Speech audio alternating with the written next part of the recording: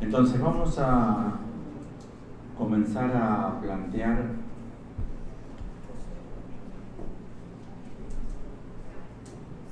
el material de la sesión psicoanalítica y que por nuestra forma de plantear sus elementos y por la forma de plantear sus relaciones, es ahí que aparece lo que es lo estrictamente psicoanalítico. Para ello,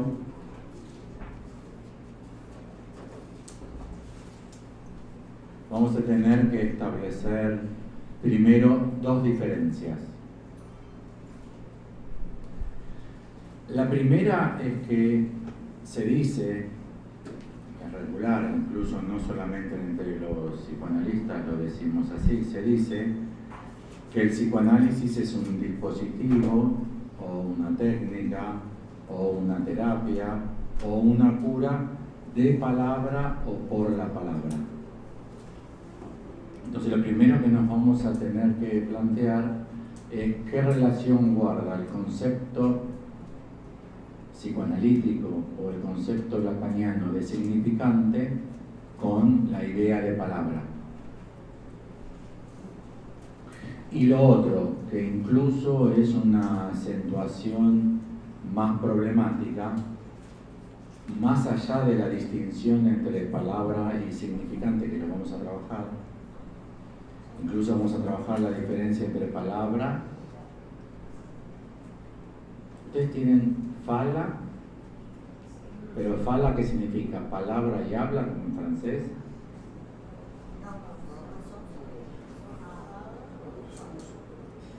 Fala es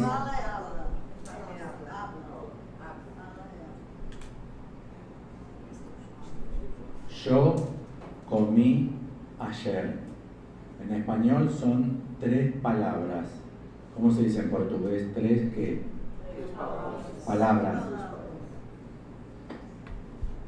Bueno, entonces la primera cuestión es, ¿estamos diciendo lo mismo cuando decimos que el psicoanálisis es un dispositivo, una terapia, una técnica, una cura por la palabra, que la propuesta de Lacan con significante? Y por otra parte, aún antes de introducir la diferencia entre palabra y significante, para Freud, el psicoanálisis era una terapia, una técnica, una cura, un dispositivo de palabra. O esto, o el que para Freud el psicoanálisis haya sido un dispositivo de palabra, es la lectura que Lacan propuso sobre Freud, pero no lo que Freud dijo. Bueno.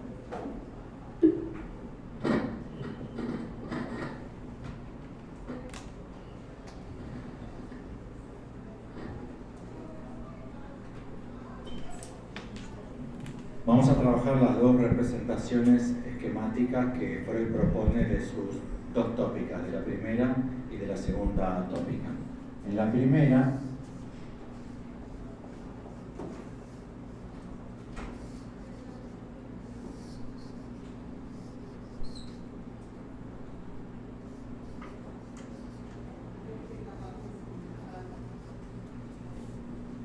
se conoce esta representación coloquialmente, no sé si aquí también, como el esquema del peine,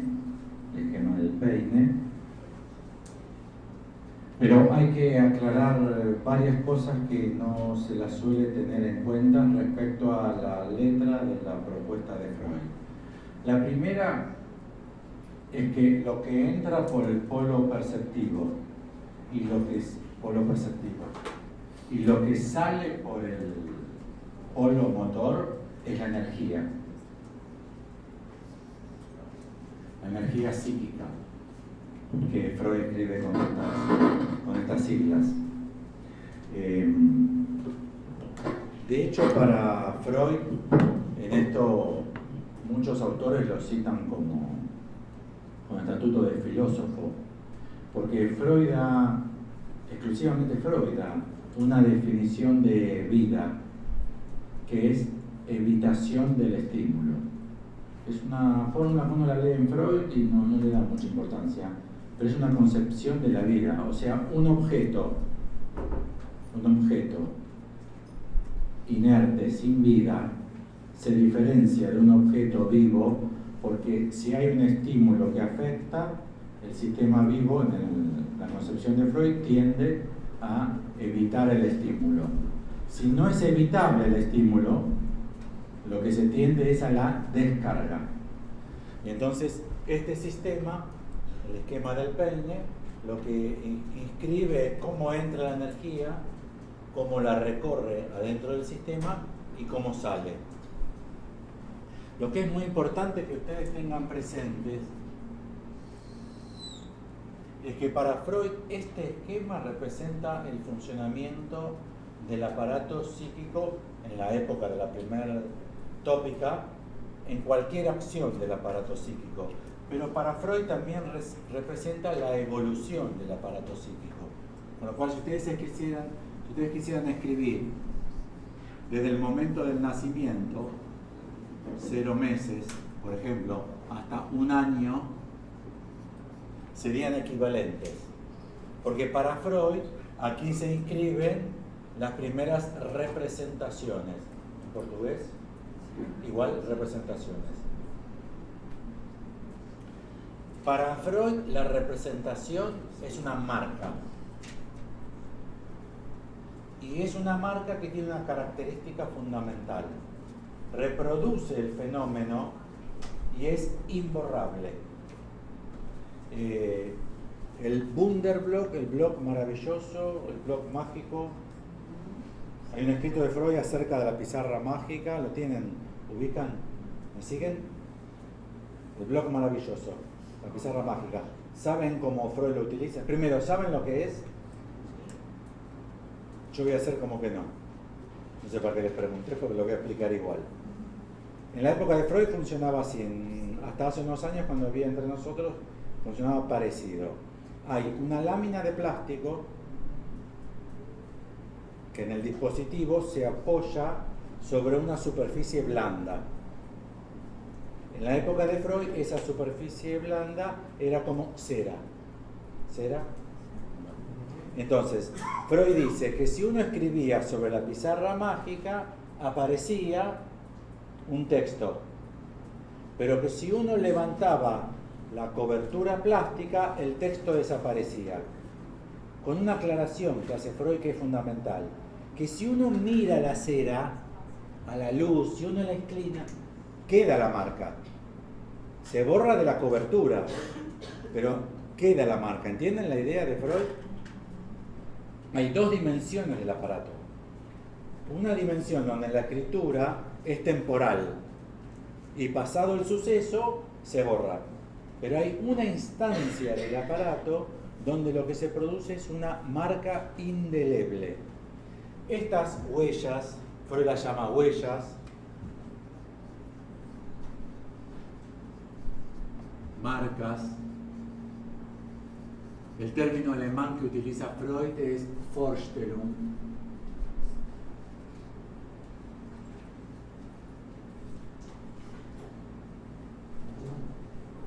Lo toma de Arthur Schopenhauer.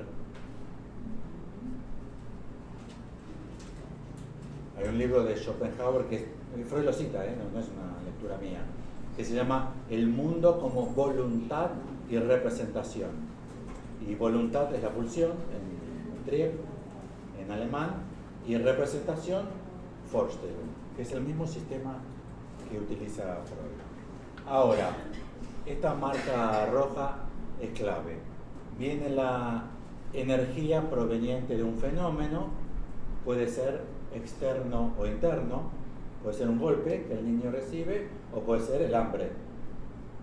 Para Freud, el cuerpo biológico respecto del aparato psíquico son vecinos. El aparato psíquico está dentro del cuerpo, pero los estímulos del cuerpo inciden en el aparato psíquico como si fuesen de afuera. ¿Sí? Entonces, viene la energía causada por el fenómeno y deja una marca. Va dejando marcas, huellas.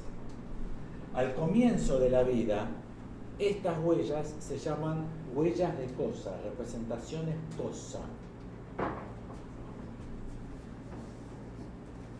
Y luego advienen representaciones palabra. Entiende que para Freud, en este punto, no hay dudas, porque al nacimiento no hay palabras. No puede quedar inscrito un fenómeno, una vivencia, un suceso con palabras, porque todavía no hay palabras. ¿Sí? Bueno, la clave de la diferencia entre Freud y Lacan, que suele pasar desapercibida, es que para Freud acá se ubica el inconsciente y acá se ubica el preconsciente.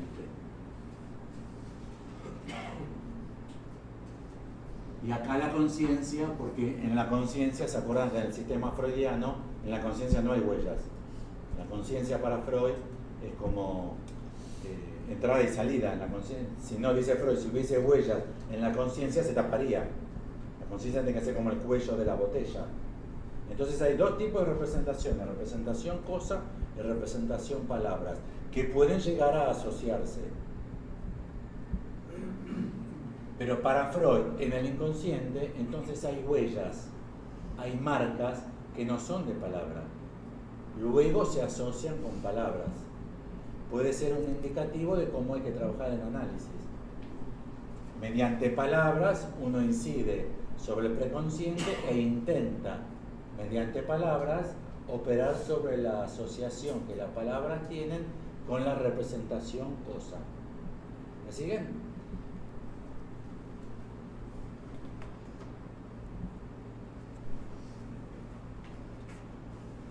De hecho, las leyes del inconsciente para Freud,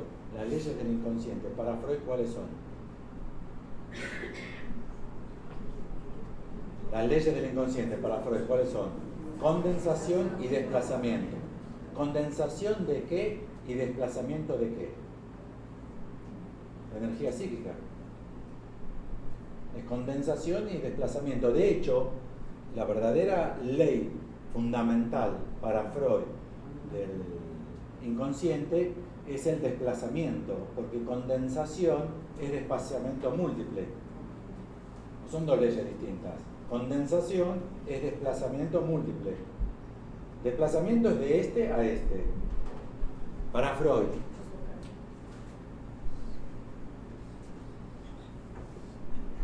Que de esta huella pase a esta huella, esto es desplazamiento. Y para Freud, condensación es cuando de dos van a la misma. Pero es condensación y desplazamiento de la energía. Que es la energía que está ligada a la representación de cosas. ¿Y cómo es la energía ligada a la representación de cosas? ¿Se acuerdan? Que es lenta, que no se mueve. Es energía fija. Y esta es móvil. Entonces Freud dice, en terapia operamos, en análisis operamos sobre estas representaciones, ya que tienen una energía móvil, e intentamos operar sobre estas que son marcas indelebles, con lo cual son reproducción de la cosa. La representación es un doble de la cosa, opera como la cosa y es indeleble. El que la representación opere como la cosa igual, o sea que para el sujeto, para la persona, no hay diferencia entre la cosa y la representación, ustedes lo pueden obtener esto está muy bien presentado por Freud en la interpretación de los sueños. O sea, para trabajar este modelo, lo que hay que leer es la interpretación de los sueños. Es muy largo, nadie lo lee entero, así que habría que leer al menos el capítulo 7 de la interpretación de los sueños. La forma en que ustedes se pueden dar cuenta de que esto es el doble de la cosa es porque para Freud, en el sueño, desear es igual a, ¿se acuerdan? A alucinar. ¿Entienden la diferencia? Que esto es igual que la cosa, porque moverse como esto es lo mismo que alucinar, es estar en la cosa. ¿Se entiende? Entonces es el doble de la cosa y es indeleble. El que sea indeleble, que no se puede borrar. Indeleble. Si yo me equivocase y utilizase los marcadores que no se utilizan acá, estaría haciendo así y no se borraría. Indelebles, son indelebles. Y es el doble de la cosa. Y el que ustedes tengan que son indelebles, lo pueden leer en la teoría del trauma para Freud. En la teoría del trauma para Freud se lee que esa marca, si es traumática, ¿cómo será? Seguirá siendo traumática. Porque para Freud la marca no es posible de ser borrada.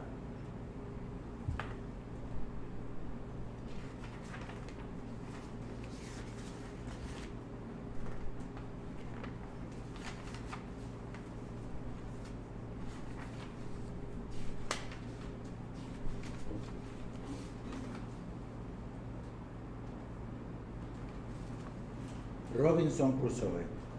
¿Se acuerdan Robinson? En la isla. Lacan trabaja mucho Robinson. Mucho, varias veces lo trabaja. ¿Se acuerdan de Viernes? Con mayúscula. Es el nombre que Robinson le da a ese aborigen, que un grupo de aborígenes lo llevan a la isla. Robinson se hunde el barco, se salva él solo con algunas cosas, construye la primera huerta orgánica de la historia del Occidente. De verdad. Era ecologista y orgánico. De verdad, ¿eh? Observa cómo las mismas ideas van surgiendo ahí. Y un día observa que de otra isla traen en un bote a alguien y lo matan. Con lo cual se realizaba cierto sacrificio o el castigo de un crimen. Hasta que la segunda vez que traen a alguien para matar, ese se escapa y no logran matarlo. La gente de la tribu que lo había traído a la isla de Robinson. Ese fenómeno que se escapa se produce el día viernes. Entonces Robinson lo llama a ese aborigen viernes. Entonces Lacan trabaja mucho la huella de viernes. O sea que en la playa, en la arena, en la playa, en la arena, quedan las huellas de la única otra persona que vive en la isla. No es poco, ¿se dan cuenta, no? La isla estaba totalmente deshabitada. Vive solamente Robinson. Lo que empiezan a aparecer son huellas de la otra persona, el otro. ¿Sí? ¿Me siguen? Que son las huellas de viernes. Seminario 5, clase 19 del 23 de abril del 58. Estábamos hablando de qué? Que la Vorstellung, la representación de cosa, es el doble de la cosa, opera igual que la cosa, y que es indeleble, que no se puede borrar. Una marca, es un recuerdo, es una huella anémica, pero huella entendida como marca imborrable. Fíjense lo que dice Lacan. Partamos de lo que es una marca. Una marca es una huella, no es un significante. Sin embargo, se tiene la sensación de que puede haber una relación entre ambos, entre huella y significante. Y en verdad, lo que se llama el material del significante siempre participa algo del carácter evanescente de la marca. Evanescente que se desvanece, ¿sí? Esto parece ser incluso una de las condiciones de existencia del material significante. Sin embargo, no es un significante. La huella del pie de viernes que Robinson descubre en su paseo por la isla no es un significante. Por el contrario, suponiendo que él, Robinson, por una razón cualquiera, borre esa huella, ahí se introduce netamente la dimensión del significante. A partir del momento en que es borrado, es que tiene sentido borrarla. Esta segunda parte es interesantísima, la vamos a trabajar, pero ¿entendieron, no? Para Lacan, la esencia del significante es su condición de evanescente, de borrable. Y justamente el problema de la huella y de la marca es qué estatuto uno le da, si es borrable o no es borrable. Ustedes tienen que elegir Si no es borrable, entonces trabajan con el significante, pero no tienen cómo explicar el trauma. ¿Me siguen?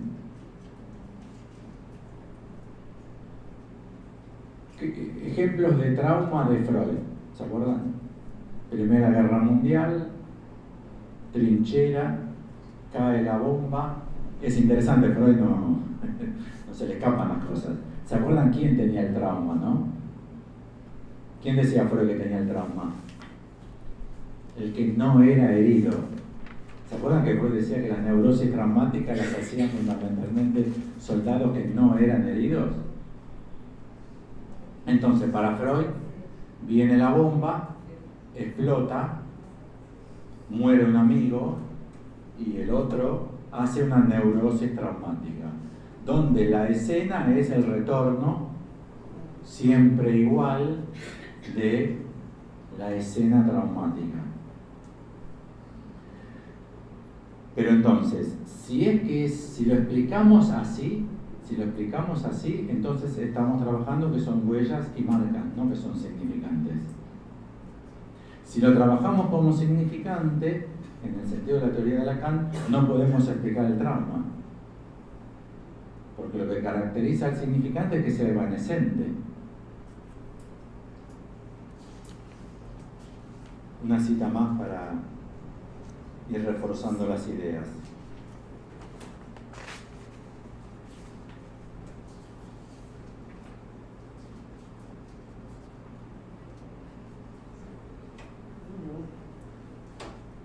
Seminario 1, clase 3,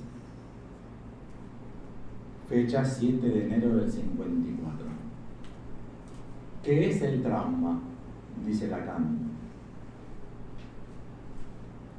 Freud se da cuenta que el trauma es una noción sumamente ambigua. ¿Se acuerdan del problema de Freud con el trauma, no? Que no siempre desarrollaba trauma el que vivía las vivencias más tremendas, que mucha gente que vivía vivencias menos tremendas tenía más trauma. Por ejemplo, este problema, que quien perdió las dos piernas por la bomba quizás no hace una neurosis traumática y el que no le pasó nada la hace. ¿Cómo se entiende eso? ¿Se dan cuenta del problema clínico? ¿Cómo vamos a explicar el trauma por la bomba si la bomba destrozó a este que no hizo neurosis traumática y dejó sin huellas a este que hizo la neurosis traumática? Entonces Lacan dice, ¿qué es el trauma? Freud se da cuenta que el trauma es una noción sumamente ambigua, ya que, de acuerdo con la evidencia clínica, su dimensión fantasmática es infinitamente más importante. ¿Se entendió?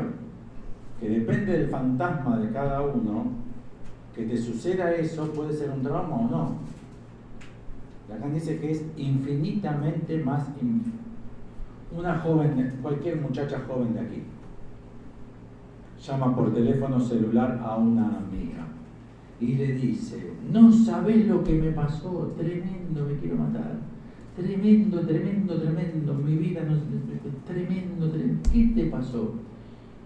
Vino mi mamá con mi tía, vinieron mi mamá con mi tía y me cortaron el clítoris. ¿Qué?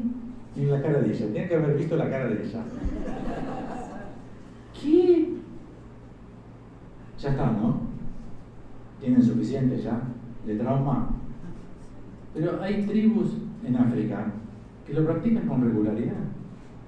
Hay circuncisión femenina, lo saben. Saben que hay circuncisión femenina. No quiero entrar en intimidades, pero yo soy de origen judío, pueden sacar vuestras propias conclusiones.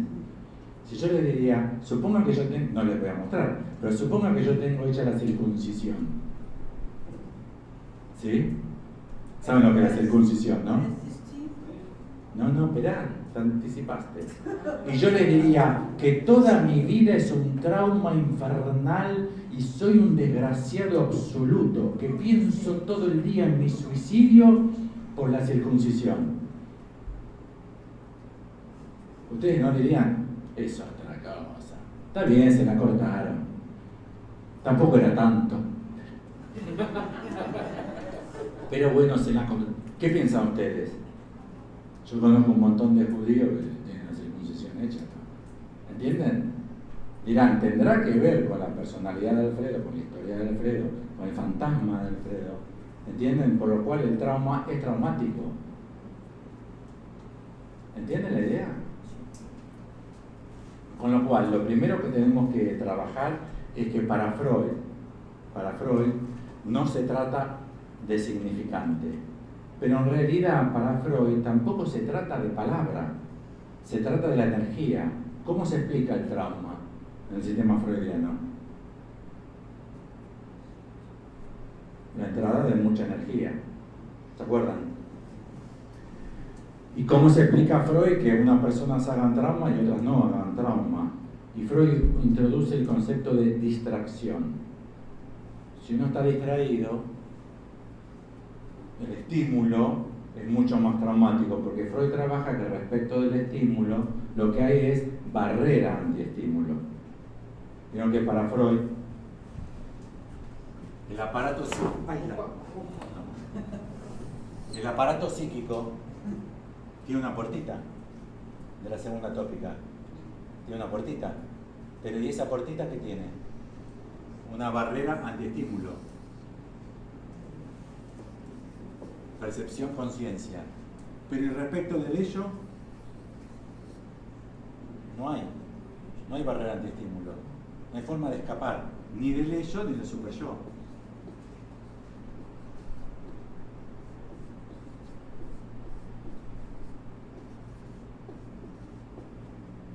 Entonces, para Freud, otra forma de explicar el trauma era que la barrera antiestímulo sea muy débil, que uno no esté preparado.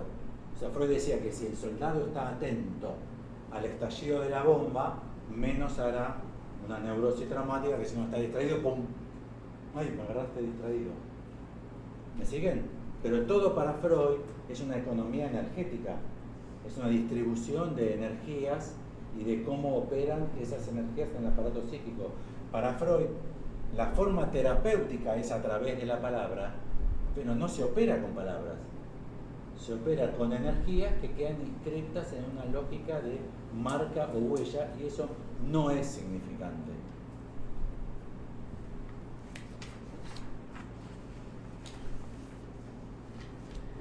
En este esquema, el de la segunda tópica, ¿cómo define Freud la relación entre el yo, el ello, el superyo y la realidad? ¿Se acuerdan la metáfora de Freud? El yo es un esclavo de 3 amos. ¿Se acuerdan? Se ve, ¿no?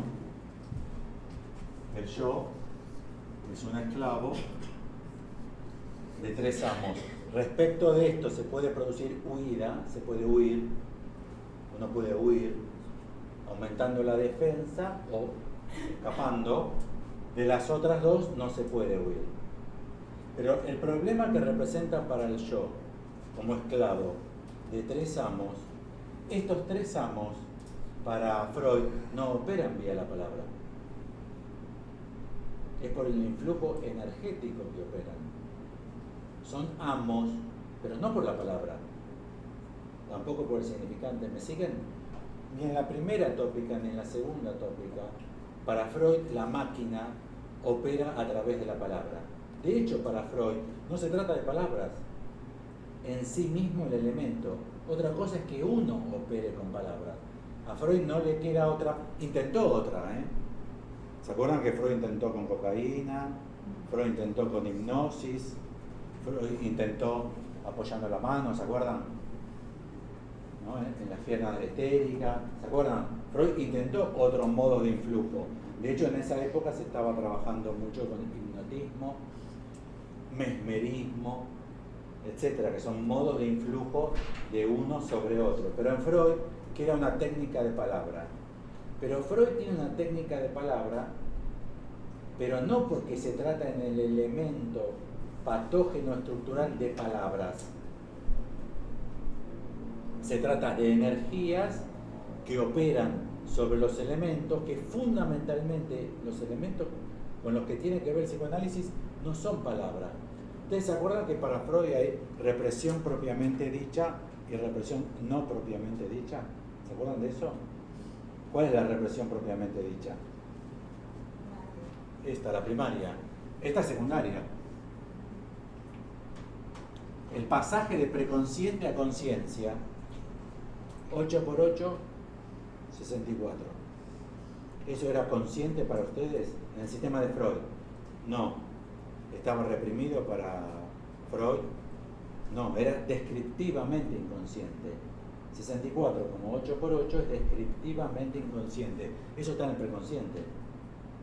Lo que se localiza acá es lo que está verdaderamente reprimido. Y esta línea roja de la represión fundamental es entre representaciones cosa y representaciones palabra, porque aquí no hay palabra. Son 9:20, 5 minutos más y hacemos un corte y ahí empezamos a dialogar, a discutir. Hay un paso más que tenemos que dar y es respecto de la cuestión de palabra, de la diferencia entre significante y palabra. De hecho, les voy a proponer muy acotadamente, no vamos a hacer una discusión lingüística, porque no tenemos tiempo, no es nuestro objetivo y porque yo no estoy en condiciones de hacer una presentación cabalmente lingüística. Pero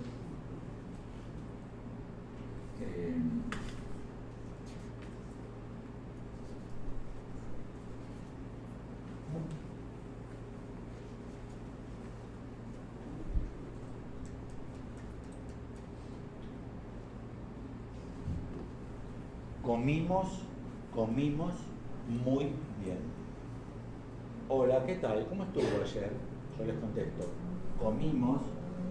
En portugués hace falta decir el pronombre personal para indicar, el verbo indica ya a la persona, ¿no? No hace falta, no es como en francés que hay que decir, es como en el español que no hace falta decir. Comimos muy bien. ¿Cuántas palabras hay? 3. Para la lingüística, palabras. Para la lingüística, ¿cuántos significantes hay?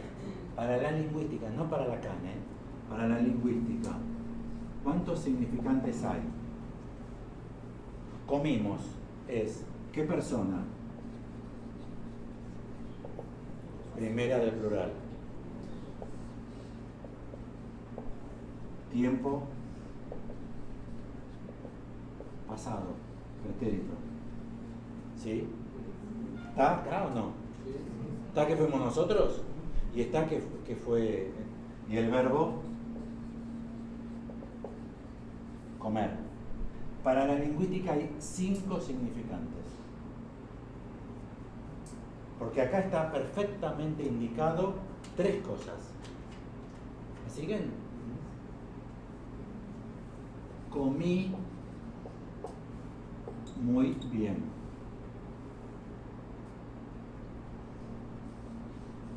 Esto indica la primera persona del plural. ¿Entienden? Quiere decir que para nosotros, en nuestro uso coloquial, palabra es cualquier expresión lingüística que connota un significado. En la lingüística no es así, esa es la noción intuitiva del lenguaje, la de las palabras. En lingüística, significante será todo lo que significa. Todo aquello que signifique será significante. ¿Cuántos sentidos están implicados aquí? ¿Cuántos significados, están indicados aquí? Está indicada la persona, el tiempo y el verbo. Que sí que hay 3 cosas indicadas. Con lo cual, la primera cuestión es que, obviamente, esto no estaba desarrollado, al menos formalmente, en la época de Freud. Con representación palabra, representación cosa, la primera cuestión que hay que estar advertido es que el inconsciente es representación cosa, que es un doble del objeto y que es indeleble. Pero a su vez, Freud trabaja con palabra, y significante y palabra no coinciden. Entonces tenemos palabra y significante. Y significante de Lacan, significante de Lacan es justamente todo lo contrario de significante de la lingüística. Y es un significante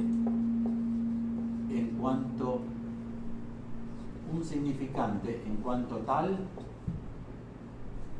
no significa nada. No significa nada.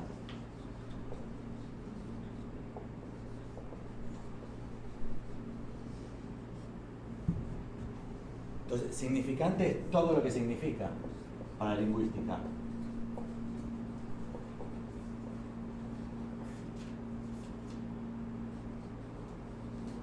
Entonces tenemos palabras, que es el uso intuitivo e ingenuo del material del lenguaje, que es lo que ustedes buscan en el diccionario. Si buscan en un buen diccionario, encuentran inmediatamente el problema.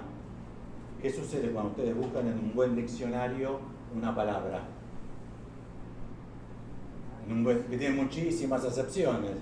Y entonces, ¿y cuál es la acepción que corresponde? A ellas se encuentran también orientados con el problema. Y es que no es cierto que una palabra se articule a un significado. Significante para la lingüística, todo lo que significa.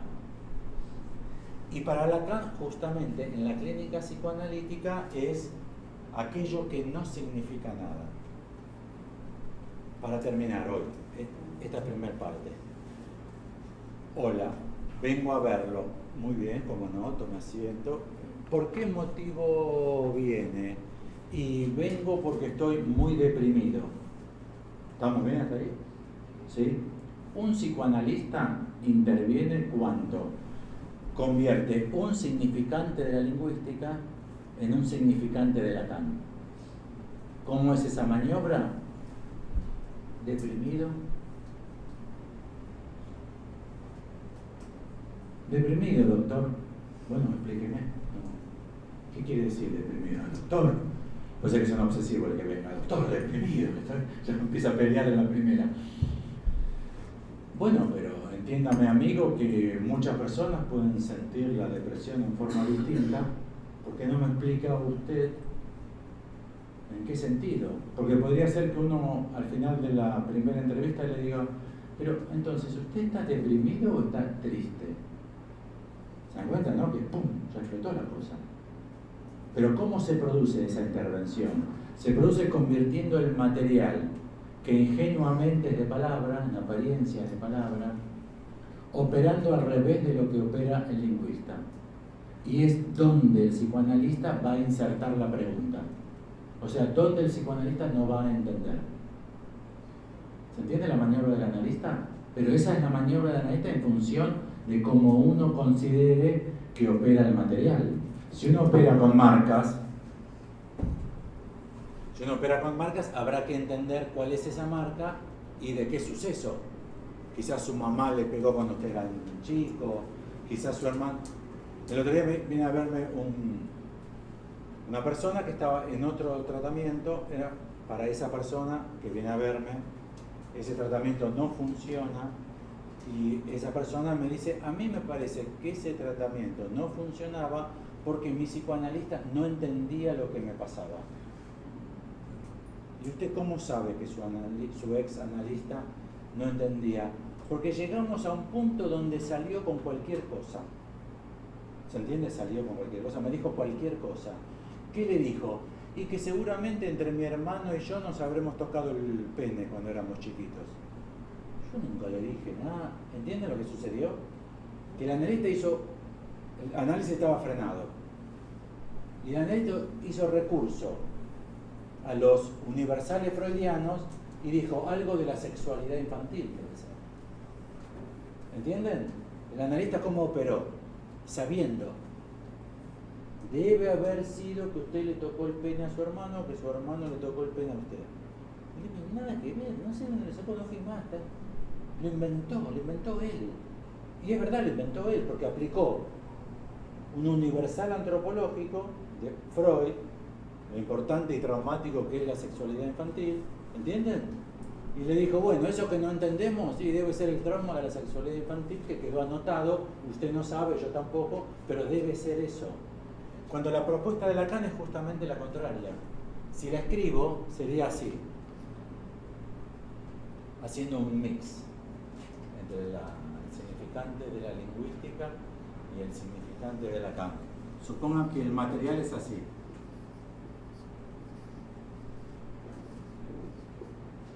Ya hablamos de englobamientos crecientes e implicaciones recíprocas, con lo cual esto puede ser una palabra, una frase, todo lo que hablamos en la sesión de ayer. ¿Entienden? No sabemos dónde cortar, porque legalmente operan igual. El analista interviene cuando sobre esto hace la apuesta de decir, por ejemplo, eso es lo que no entiendo. ¿Por qué usted habrá repetido tercer grado cuando se separaron sus padres? Y por eso, doctor. Se separaron mis padres, yo estaría mal y repetí tercer grado. Ah, no, pero no todos los chicos que los padres se separan repiten. Tiene razón. ¿Por qué habré repetido yo tercer grado del colegio cuando mis padres se separaron? Ahí recién viene el significante. ¿Entienden por qué? Porque logramos que ese en cuanto tal no signifique nada.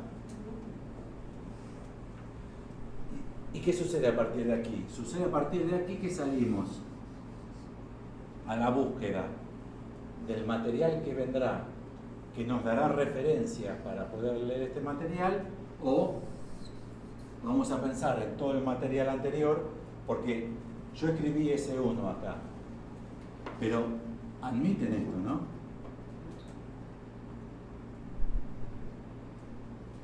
Si no es la persona quien habla, siempre hay discurso para allá. ¿Cuándo empezó el discurso?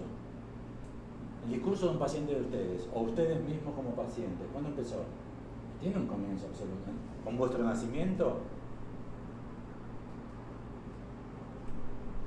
Ustedes son unos amargados totales, cada uno de ustedes, no por motivos futbolísticos, lo iba a decir, sino porque vuestra madre tenía un hijo admirado que antes que ustedes nazcan, murió de una enfermedad, ella estaba deprimida y ustedes nacieron con una madre triste porque perdió al hermano de ustedes que ustedes no conocieron. ¿Puede ser? Digo, el nacimiento de ustedes está acá, pero la historia de ustedes no empieza acá, con el nacimiento, ¿no? Y pongo puntos suspensivos porque también nos podemos preguntar, esa madre, ¿por qué quedó tan deprimida por haber perdido un hijo? No toda la madre quedó deprimida. Habrá sido por la relación con sus propios padres. ¿Entienden? Acá inexorablemente eran puntos suspensivos.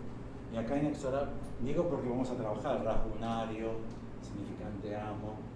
No es el primero. No es el primero. No hay primer significante. No puede haberlo. ¿Cómo cortan? ¿De dónde cortan para decir, este es el primer significante? La primera palabra que dijo el paciente cuando vino a la primera entrevista, hola. Ese es el rasgo unario. Por otra parte, es muy tonto suponer que sea hola, porque después nos podemos enterar, yo hace 3 años que quiero llamarlo a usted. Hace 3 años que tengo su teléfono, que a mí alguien me lo dio, y hace 3 años que estoy demorando. ¿Por qué? ¿Sabes por qué? Porque yo pensaba venir y decirle tal cosa, y siempre supuse que usted, cuando yo le dijese eso, me iba a contestar tal cosa, y yo no quería escucharlo. ¿Empezó antes el análisis o no? El diálogo analista-analizante, ¿empezó antes o no? ¿Hablo marciano o hablo de gente común? ¿Puede ser o no? Que alguien le diga, yo estoy en análisis con usted hace 10 años. Ah, ¿usted está en análisis conmigo? Así dice, sí. Sí, siempre pienso lo que usted me diría cuando yo le... ¿Nunca les sucedió a ustedes como pacientes, a ustedes como analistas, esta circunstancia? El paciente deja de venir, pero sigue analizándose con el analista, porque cada vez que sucede algo dice, ella me hubiese dicho, o sea, recibe la interpretación. Seguro que ella me hubiese dicho y otra. Con lo cual, acá hay puntos suspensivos y acá hay puntos suspensivos. Inclusive la muerte tampoco sería el fin, ¿no? La muerte tampoco sería el fin. De un sujeto, digo. ¿Alguien puede seguir molestando después de muerto? Que levanten la mano los que conozcan a alguien que sigue molestando mucho después de muerto. Inclusive hay gente que molesta más después de muerta que antes. ¿No? Se te suicida tu madre que vos no fuiste. ¿O no? Con lo cual, en Freud se trata de energías, no de palabras. Y en todo caso, si se tratase de palabras, no hay que perder de vista que palabra es la unión significante-significado de la lingüística ingenua, que es la nuestra día a día. Que la lingüística no trabaja con palabras, sino que trabaja con significantes. Y que acá tiene una fórmula para el significante, y es que un significante en cuanto tal no significa nada. Uno. Porque si a mí me apareciese el que está asociado con este acá, o el que está asociado con este acá, ya empezaría a significar. ¿Entienden esa idea, no? Un significante en cuanto tal no significa nada. Dos, ya sí. Mañana trabajaremos, porque esto es una idea un poco tramposa, porque es metonímica nada más. Esta es una idea un poco tramposa, hay que atacarla. Bueno.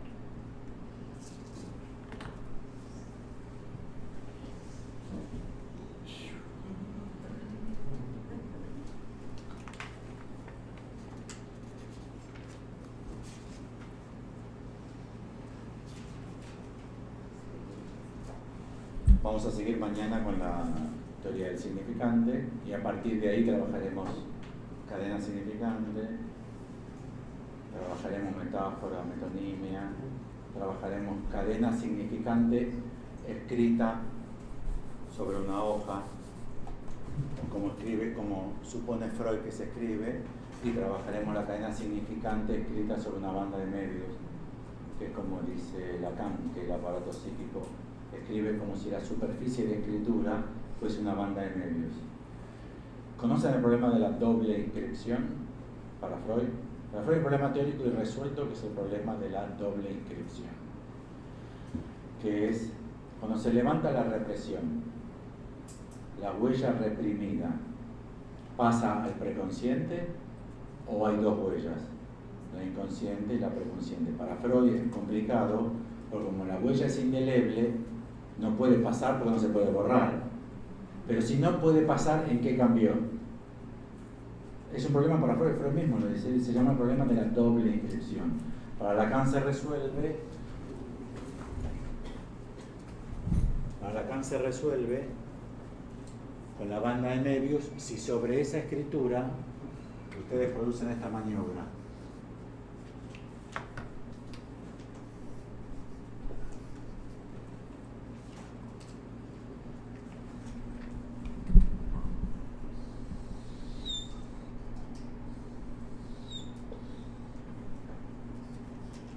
Y ahí además van a tener ustedes otro fenómeno notable, y es que, ¿cómo llama a la gente que no es psicoanalista al inconsciente?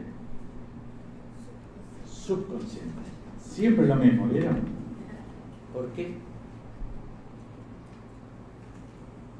Porque siempre estamos en lo mismo, que en el fondo, lo que se quiso decir, lo que está en la base, lo que está superficial y lo que está abajo.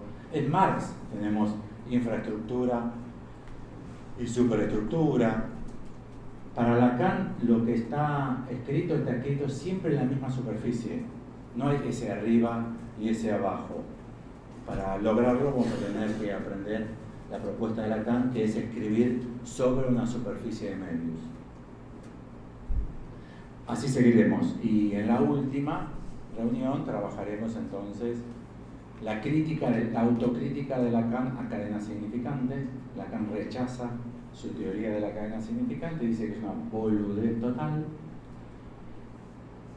y ahí es donde aparece Enjambre, Esen, y donde aparece Litoral, además también Trenza, pero fundamentalmente decidí que en la tercera trabajaremos la autocrítica de Lacan a cadena significante y la propuesta de Lacan de sustituir cadena significante por Enjambre y Litoral.